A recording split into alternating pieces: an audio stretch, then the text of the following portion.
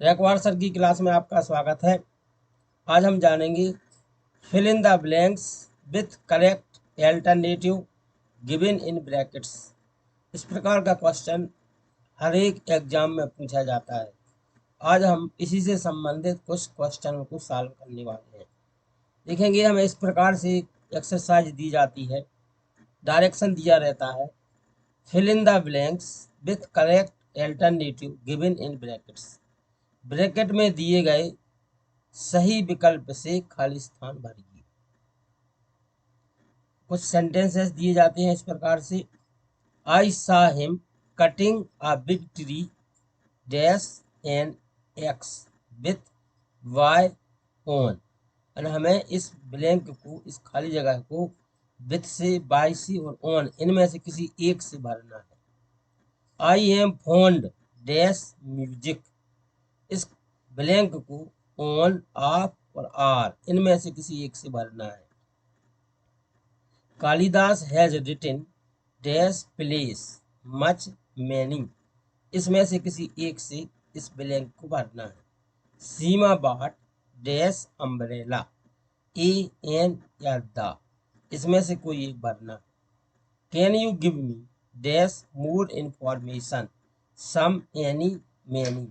इसमें से किसी एक विकल्प से इस खाली स्थान को भर देना है। It dash rain today, can और मे, इन दो विकल्पों में से जो भी सही है उस सही विकल्प से इस ब्लैंक को भरना है। तो ये एक्सरसाइज थी। अब हम इसको देखेंगे किस सेंटेंस में, किस विकल्प में कौन सा सही ऑप्शन आने वाला है, एक एक करके हम देखते हैं। तो पहले हम देखेंगे फर्स्ट वाला सेंटेंस। फर्स्ट सेंटेंस था I saw him cutting a big tree dash an axe. इसमें हमें तीन ऑप्शन दिए गए हैं, विथ, बाय और ऑन। अब हम यदि तीनों ऑप्शनों की मालूम हो हमें कि विथ का प्रयोग कहाँ होता, बाय का प्रयोग कहाँ होता और ऑन का प्रयोग कहाँ होता है, तो हमें सही ऑप्शन इसमें क्या आएगा उसके बारे में जानकारी होगी। तो आइए देखेंगे हम विथ का प्रयोग कहाँ होता है। यूज, पहले नंबर विथ का प्रयोग देखते हैं। विथ का मतलब होता है सी। जब कोई कार्य किसी वस्तु द्वारा किया जाता है, जब हम किसी कार्य को वस्तु के द्वारा करते हैं तो वहां पर हम विथ का प्रयोग करते हैं। एग्जाम्पल देखते हैं। ही cuts a mango with a knife. वह आम को चाकू से काटता है। आम को काटता है लेकिन किससे काटता है, वो चाकू से। चाकू एक वस्तु है, चाकू एक निर्जीव वस्तु है, इसलिए इसके साथ हमने विथ का प्रयोग किया है। He cuts a mango with a knife. एक और एग्जाम्पल है। I write a letter with a pen. मैं पत्र पेन से लिखता हूँ। यहाँ पर हमने पत्र तो लिखा है, किससे लिखा है, पेन से। और पेन एक वस्तु है, इसलिए हमने विथ का प्रयोग किया है। अब हम देखते हैं दूसरा प्रयोग है। दूसरा जो ऑप्शन है वो है बाय। बाय का प्रयोग कहाँ कहाँ होता है। बाय का मतलब से होता है। बाय माने से, विथ माने भी से होता है। जब कोई कार्य किसी व्यक्ति द्वारा किया जाता है, यदि कोई कार्य कोई व्यक्ति करे तो वहां पर हम बाय का प्रयोग करेंगे, विथ का प्रयोग नहीं करेंगे।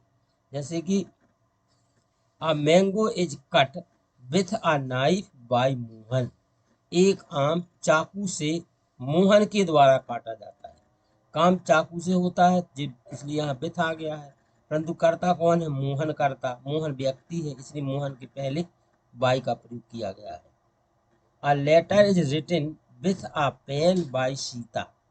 एक पत्र सीता के द्वारा पेन से लिखा जाता है। यहाँ पर पत्र पेन से लिखा जाता है, इसलिए विथ आया है पेन के पहले। तो लिखता कौन है, सीता। सीता एक व्यक्ति है, इसी कारण से सीता के पहले हमने बाय का प्रयोग किया है। अब हम देखेंगे ऑन का प्रयोग। ऑन का मतलब होता है पर। जब एक वस्तु किसी दूसरी वस्तु पर स्थिर और स्पर्श करते हुए रखी गई हो, एक वस्तु के ऊपर दूसरी वस्तु रखी है लेकिन वह वस्तु स्थिर है और स्पर्श भी कर रही है उस वस्तु को, तब हम वहां पर ऑन का प्रयोग करते हैं। जैसे a book is lying on the table. Table पर एक पुस्तक डली हुई है। A book is lying on the table. Table पर एक पुस्तक डली हुई है। यहाँ पर वस्तु टेबल के ऊपर पुस्तक है, स्पर्श भी कर रही है और उसके ऊपर भी है, स्थिर अवस्था में भी है। सेकंड है आई सा अ पेन ऑन द बेंच, मैंने बेंच पर एक पेन देखा। बेंच के ऊपर एक पेन रखा है, स्थिर है, और उस पेन बेंच को पेन स्पर्श भी कर रहा है, इसलिए हमने यहाँ पर ऑन का प्रयोग किया। तो हमने विथ के प्रयोग समझ लिए हैं, बाय का प्रयोग समझ लिया और ऑन का प्रयोग समझ लिया। अब हम अपने सेंटेंस को देखते हैं। I saw him cutting a big tree dash an axe. तो इसमें आपको विथ बाय और ऑन इनमें से सही आंसर जो होगा वो होगा विथ। क्यों होगा? क्योंकि मैंने उसे एक बड़े वृक्ष को कुल्हाड़ी से काटते हुए देखा। काम किससे कर रहा है? वो कुल्हाड़ी से, एक्स से। एक्स क्या है? एक्स एक वस्तु है, इसलिए हम इसमें किसका प्रयोग करेंगे? इसमें हम विथ का प्रयोग करेंगे। I saw him cutting a big tree with an axe. सही आंसर हो गया फर्स्ट का। अब हम सेंटेंस नंबर सेकंड की ओर चलते हैं। सेकंड सेंटेंस है I am fond dash music on, आप और आर। अब हम ऑन का प्रयोग देखेंगे, आप का प्रयोग देखेंगे और आर का प्रयोग देखेंगे, फिर हम पता कर लेंगे कि इस ब्लैंक में आना क्या है, सही ऑप्शन क्या है। पहले हम देखते हैं यूज में आप का प्रयोग। आप का मतलब होता है काके की, एक वस्तु का दूसरी वस्तु से संबंध बताता है। आप क्या करता है? एक वस्तु का दूसरी वस्तु से संबंध क्या है इसके बारे में हमें जानकारी देता है। Bhopal is the capital of Madhya Pradesh. Bhopal Madhya Pradesh की राजधानी है। भोपाल का मध्य प्रदेश से संबंध बता दिया कि वो राजधानी है, कैपिटल है। ऑल ऑफ देम, उनमें से सभी, उनके सभी, इसलिए जो ऑल है, ऑल ने उनमें से बताया। केम हियर, उनमें से भी सभी यहाँ पर आए। तो ऑल के बाद यहाँ पर आपका प्रयोग है, कैपिटल के बाद में भोपाल का प्रयोग है जी। तो आपका प्रयोग है वो एक वस्तु का दूसरी से रिलेशन क्या है उसको बता रहे हैं। अब देखते हैं आर। आर का मतलब होता है अथवा या अन्यथा। आर के दो मतलब हैं, अथवा अन्यथा। तो यह जो आर है, विकल्प, दो विकल्प दिए गए होंगे, तो उनमें से किसी एक विकल्प को चुनने के लिए आर का प्रयोग होगा, या आर के द्वारा चेतावनी बताई जाती है। पहले आपको कोई काम वार्निंग दी जाएगी और उसका फिर परिणाम बता दिया जाएगा। जैसे कि take tea or coffee, tea लीजिए या कॉफी लीजिए। यहाँ पर आपको ऑप्शन दिया गया है, आप टी भी ले सकते हैं, आप कॉफी भी ले सकते हैं। वॉक स्लोली, धीरे चलिए, और यू विल स्टम्बल, या आप लड़खड़ा जाएंगे। यहाँ पर आपको वार्निंग दी गई है, वॉक स्लोली, धीमे चलिए, और अन्यथा यू विल स्टम्बल, आप लड़खड़ा जाएंगे। यहाँ पर सही ऑप्शन क्या आ गया था? आर। ऊपर में विकल्प में से चुनाव करना था, नीचे हमें वार्निंग दी गई है, चेतावनी बताई गई है, इसलिए हमने आर का प्रयोग किया। अब देखते हैं ऑन का प्रयोग। ऑन का मतलब होता है पर।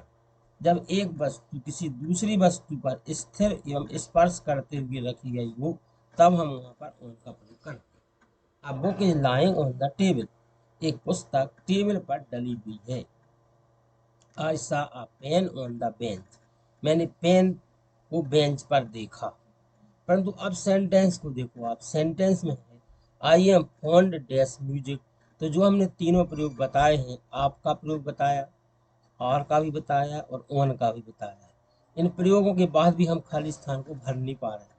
इसका रीजन ये है, क्या होता है कभी कभी जो प्रीपोजिशन है कुछ निश्चित शब्दों के साथ में निश्चित प्रीपोजिशन आती है। अब हम उन्हीं को देख रहे हैं। जैसे फर्स्ट है डाइड ऑफ, अगर डाई वर्ब होगी तो उसके बाद ऑफ आएगा, अगर उसके बाद में बीमारी का नाम है। अफ्रेड ऑफ, अफ्रेड के बाद में आप का प्रयोग होगा। मेड ऑफ, मेड के बाद आपका प्रयोग होगा। फोन्ड ऑफ, फोन्ड के बाद आपका प्रयोग होगा। तो इसी नियम के अनुसार यहाँ पर फोन्ड के बाद में क्या आना है? Of. I am found of music, सही आंसर होगा I am found of music. अब अपन बढ़ते हैं क्वेश्चन नंबर थर्ड की ओर। क्वेश्चन थर्ड है Kalidas has written dash plays much और many. Kalidas has written dash plays, Kalidas ने अनेक नाटक लिखे हैं। मच आना है कि मैनी आना है? अब पहले हम मच और मैनी का प्रयोग देखते हैं। मच, मच का मतलब होता है अधिक। मच का प्रयोग हम अनकाउंटेबल नाउन मतलब अगणनीय संज्ञा के पहले करते हैं। मच जिस शब्द के पहले आएगा वो अनकाउंटेबल नाउन होना होना चाहिए। एग्जाम्पल है आई टुक मच वाटर, मैंने अधिक पानी लिया। जो मच का प्रयोग है वो वाटर के पहले होगा। वाटर एक अनकाउंटेबल नाउन है। There is much ink in the ink pot, दवात में ज्यादा स्याही है।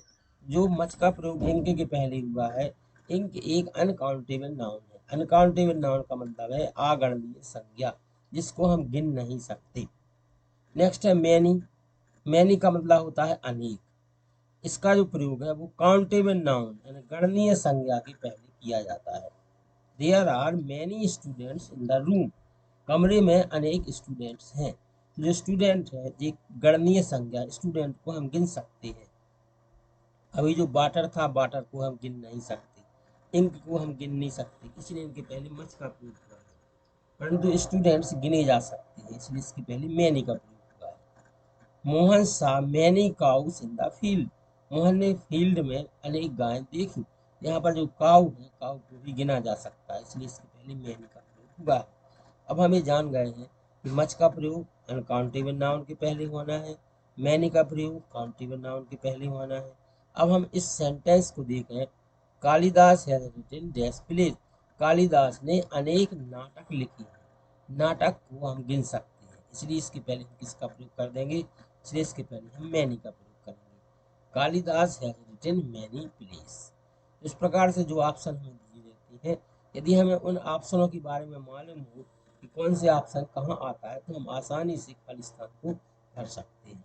तो हम चलते हैं नेक्स्ट सेंटेंस की। नेक्स्ट सेंटेंस है सीमा bot dash umbrella, Seema bot dash umbrella. A N और द, ए का प्रयोग, एन का प्रयोग या द, इनमें से कौन सा सही है उसके बारे में हम देखेंगे। पहले हम देखेंगे ए एन द का प्रयोग होता कहाँ है। यूज में देखेंगे ए का प्रयोग कहाँ होता है। ए का मतलब होता है एक, ये सिंगुलर नाउन के पहले ई का प्रयोग होगा। काउंटेबल नाउन भी होना चाहिए और कॉन्सोनेंट साउंड होना चाहिए। यानी ए का प्रयोग हम उस नाउन के पहले होंगे करेंगे जिसका जो प्रोनाउंसिएशन है वो कॉन्सोनेंट साउंड वाला हो और जो काउंटेबल हो और जो सिंगुलर हो। यानी सिंगुलर नाउन होना चाहिए, काउंटेबल नाउन होना चाहिए और उसका जो साउंड है जब हम उसको प्रोनाउंस करें तो वो कॉन्सोनेंट साउंड होना चाहिए, तब हम वहाँ पर ए का प्रयोग करेंगे। जैसे कि आई हैव अ पेन, मेरे पास पेन है। पेन के पहले यहाँ पर ए का प्रयोग हुआ है। क्यों हुआ है? क्योंकि जो पी है, पेन पहले तो पेन सिंगुलर, एक ही पेन है। दूसरा, पेन को काउंट किया जा सकता है, गिन सकते हैं। तीसरा, इसका जब हम प्रोनाउंस करते हैं पेन तो पा आता है, पा एक कॉन्सोनेंट है, इसलिए इसके पहले ए का प्रयोग हुआ है। नेक्स्ट है आई सा आ काउ यस्टरडे, मैंने कल एक गाय देखी। इसमें जो काउ के पहले ए का प्रयोग हुआ है उसका रीजन ये है, काउ एक सिंगुलर है। यहाँ पर काउ को काउंट किया जा सकता है। काउ को जब हम प्रोनाउंस करते हैं तो उसका जो साउंड है वो कॉन्सोनेंट जैसा है। अब हम देखेंगे एन का प्रयोग कहाँ होता है। एन का मतलब होता है एक, एन का प्रयोग सिंगुलर सिंगुलर नाउन होना चाहिए, काउंटेबल भी होना चाहिए और उसका जब हम उसे प्रोनाउंस करें तो वाबिल साउंड होना चाहिए। सिंगुलर, काउंटेबल और वाबिल साउंड वाली नाउन होगी तो हम वहाँ पर एन का प्रयोग करेंगे। जैसे example, I have an apple, I have an apple. Apple singular है, एप्पल काउंटेबल है और एप्पल को जब हम प्रोनाउंस करते हैं तो प्रोनाउंसिएशन वो वावल साउंड है। एप्पल, ए आया, ए एक वावल है।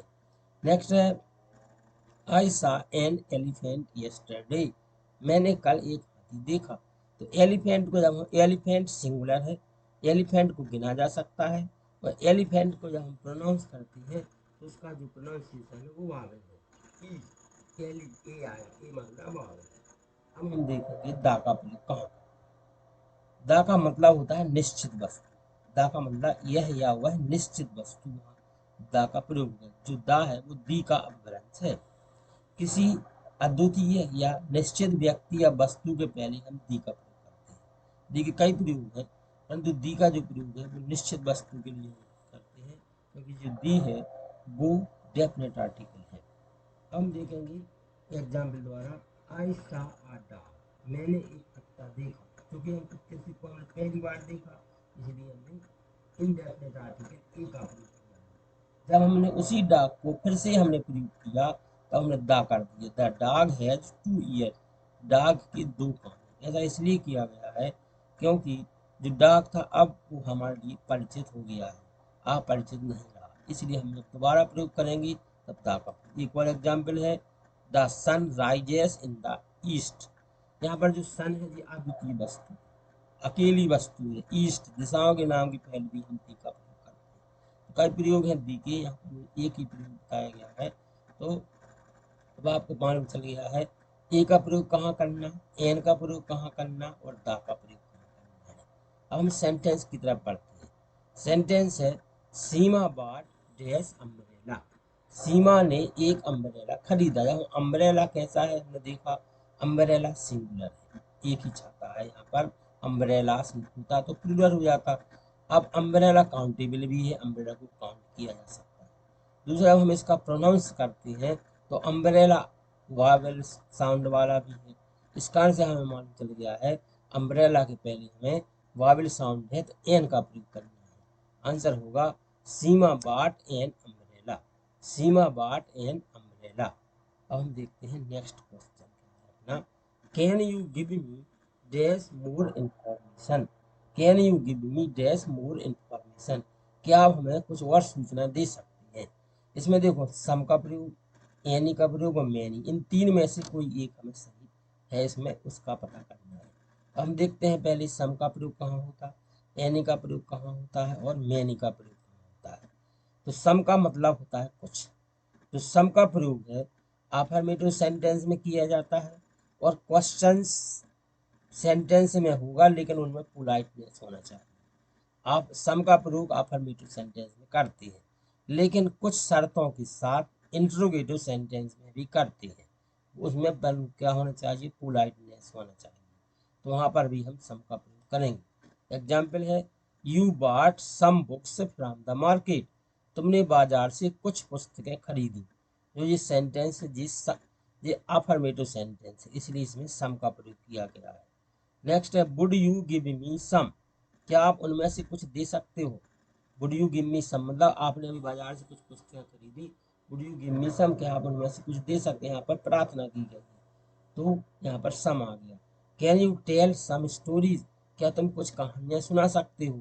ध्यान देंगे यदि कोई सेंटेंस वुड से शुरू है, यदि किसी सेंटेंस में प्लीज या काइंडली है, या कोई सेंटेंस किसी मॉडल से जैसे विल से है, कैन से, तो जी इनके द्वारा अधिकांशतः प्रार्थना बताई जाती है तो उनमें हम उन्हें हम अफर्मेटिव अधिकांश रूप से मानते हैं। इसीलिए यहाँ पर हमने पहले में या अफर्मेटिव था तो सम का प्रयोग किया, दूसरा है तो इंट्रोगेटिव परंतु उसमें विनम्र प्रार्थना है इसलिए सम का प्रयोग किया, तीसरे वाला भी जो सेंटेंस है ये भी क्या है मॉडल सम का प्रयोग हुआ है क्योंकि इसमें भी पोलाइटनेस है।